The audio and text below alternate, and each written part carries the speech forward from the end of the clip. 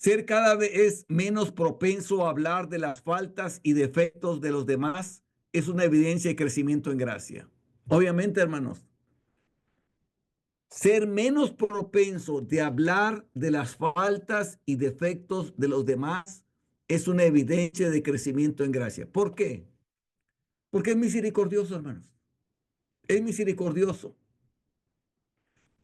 Como es misericordioso, él sabe Dios que Dios tuvo misericordia de él, que él pudo haber expuesto las faltas de él delante de todos. Sin embargo, no lo hizo. Y entonces, como Dios tuvo misericordia de él, él también tiene misericordia de los demás. Y esa es la razón. Ha recibido esa gracia que viene de él y él extiende esa gracia a los demás. Ser cada vez menos propenso a hablar de manera sarcástica o severa o a juzgar de manera poco caritativa a los demás. Una creciente delicadeza o ternura al hablar de sus faltas reales o supuestas detrás de su espalda es una evidencia de crecimiento en gracia. Dos cosas aquí, hermanos. Una, menos propenso a hablar de una manera sarcástica o severa. O sea que cuando hace algo, no es severo con él o a juzgarlo poco caritativamente a los demás. En otras, hermanos, cuando yo ministraba a la gente, hermanos, yo siempre les doy el beneficio de la duda. Yo, yo me pongo, hermanos, para ser engañado. Si la persona me está diciendo mentiras, yo voy a ser engañado. Pero es que no soy Dios. La persona está engañándose a sí misma. Yo le doy el beneficio de la duda a la persona.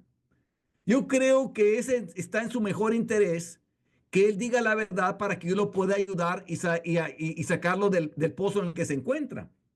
Yo como ministro, yo lo quiero ayudar para sacarlo de donde está para que esté caminando con Dios.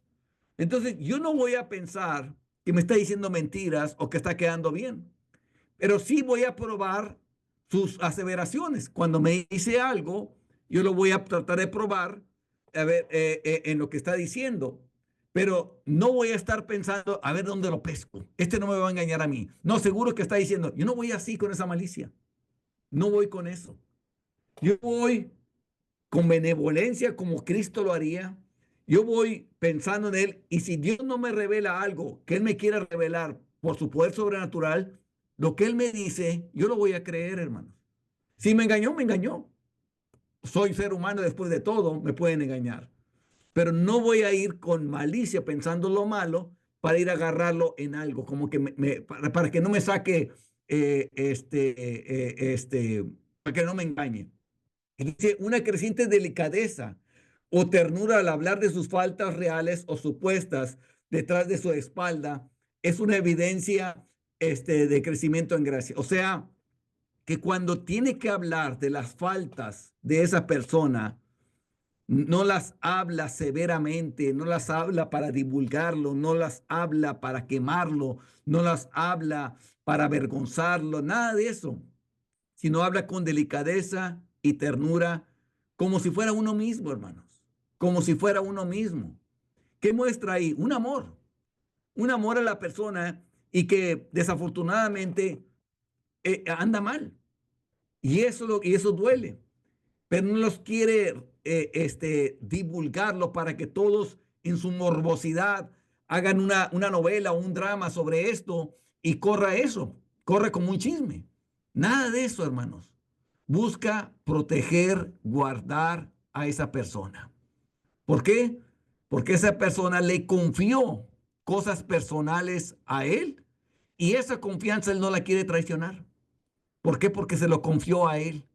Y esa confianza él la honra y simplemente no va a estar divulgando nada de lo que hay sobre eso.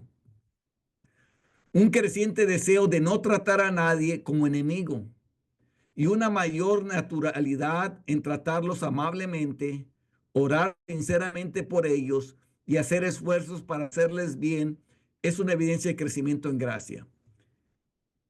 No tratar a nadie como enemigo. Jesús dijo, no solamente no tratar a nadie como enemigo, amar a los enemigos. Amar a los enemigos. Y de ahí nace una mayor naturaleza de tratarlos amablemente. ¿Por qué? Porque los amamos. Y de orar sinceramente. ¿Por qué? Porque los amamos.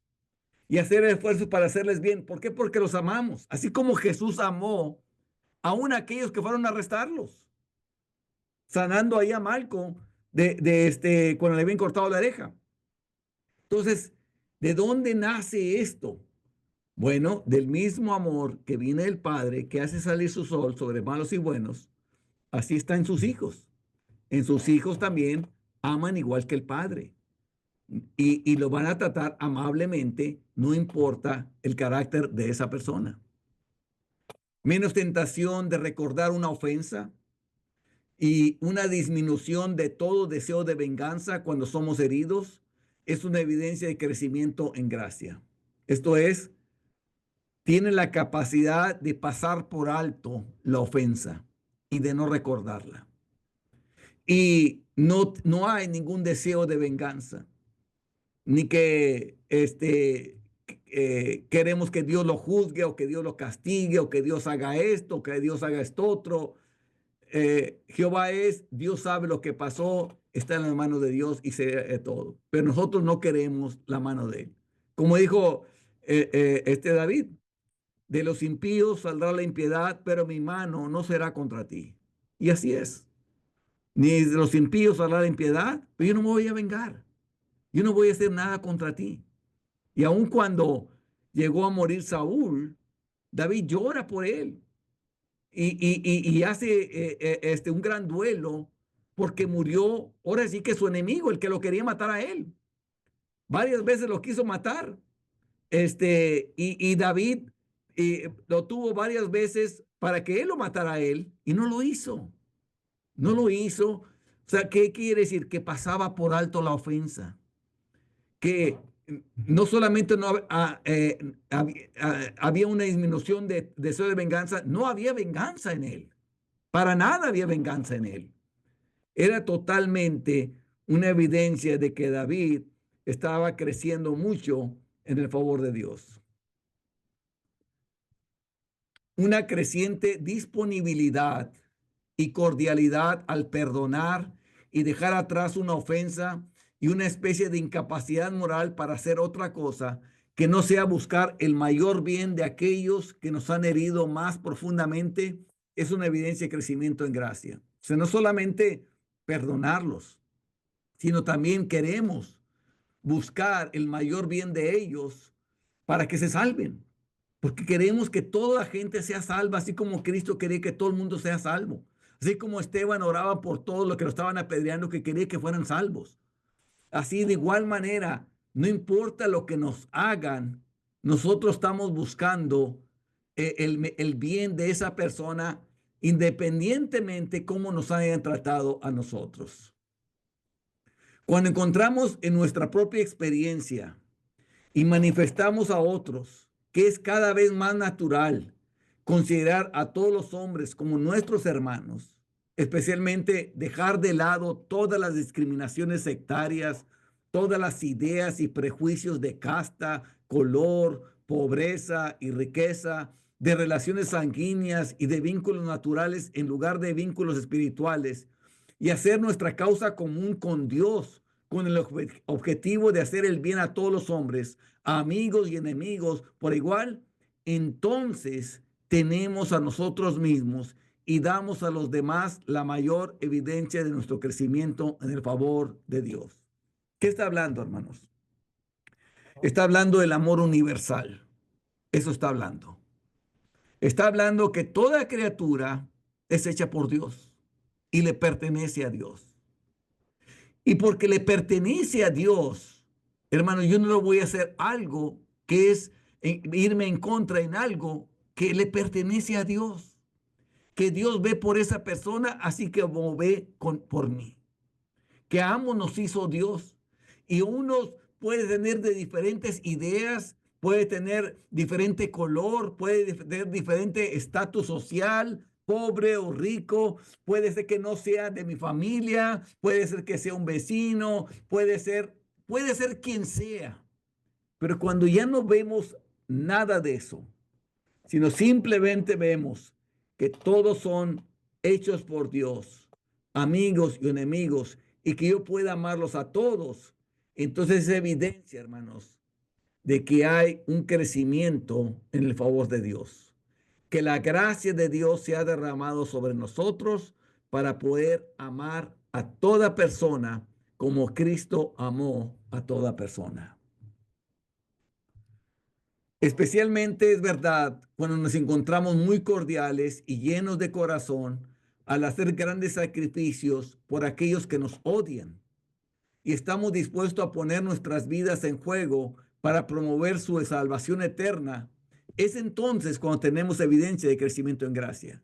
O sea, cuando nos sacrificamos por el bien de aquellos que nos odian, como el caso de Esteban, que él, aunque lo estaban apedreando, y en el mismo momento que lo apedreaban, él estaba orando por ellos, por la salvación de ellos.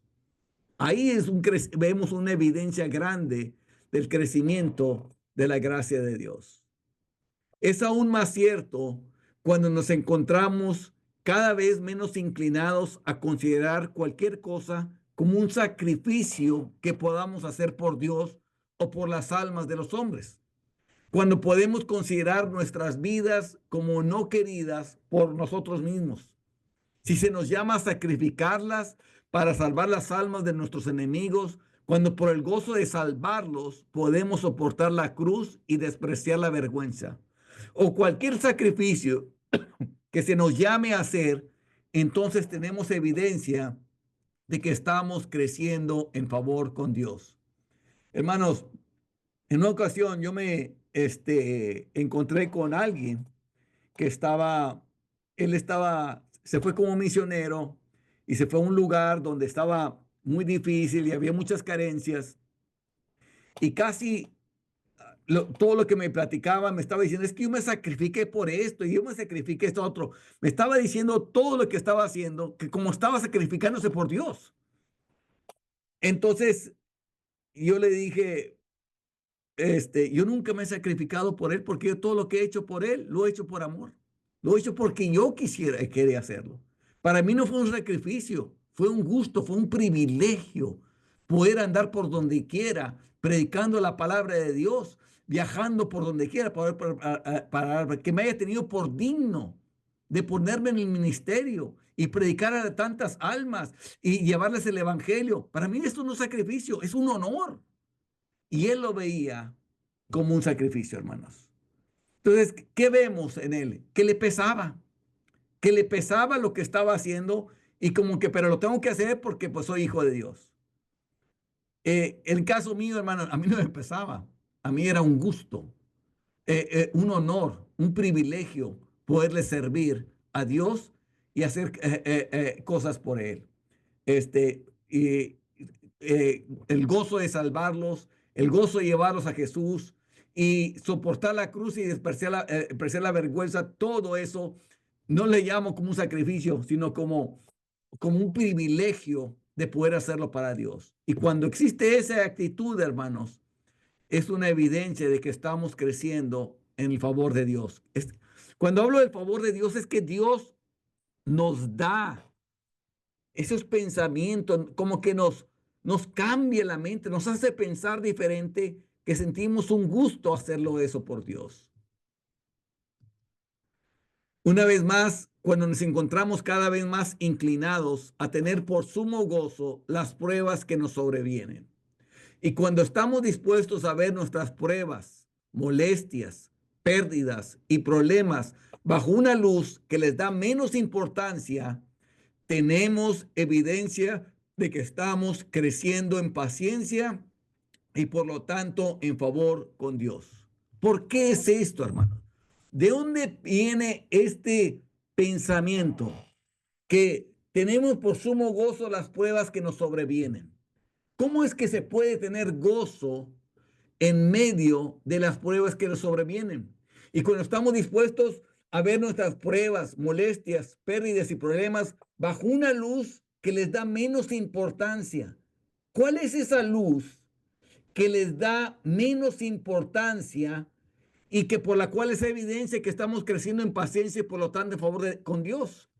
Veamos ese texto, hermanos.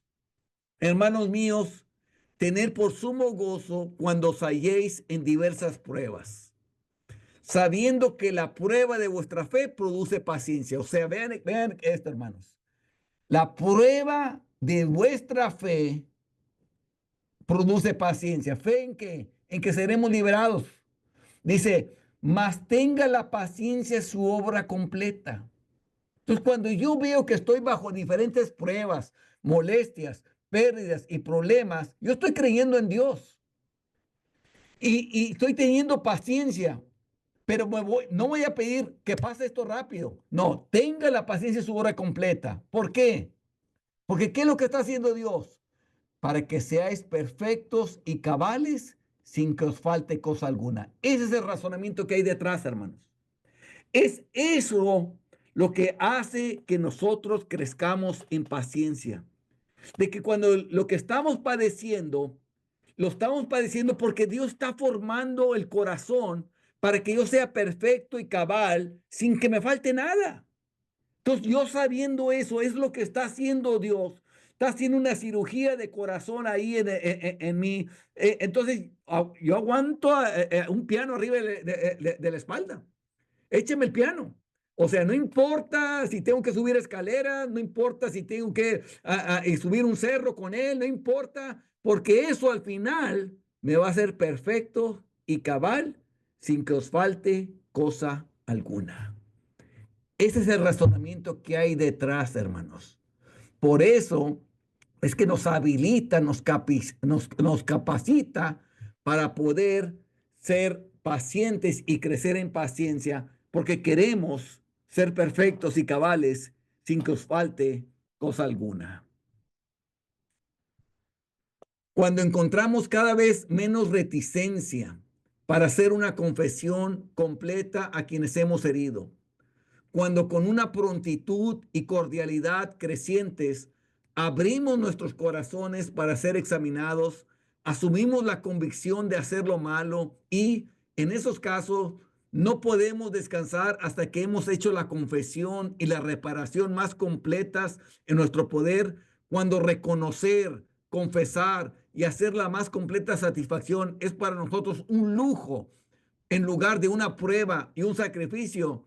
Tenemos evidencia de que estamos creciendo en el favor de Dios. ¿Y esto por qué, hermanos? Esto es una evidencia de humildad, hermanos. Humildad es ser reconocidos como tal somos, no como pretendemos que la gente nos conozca, sino como tal somos.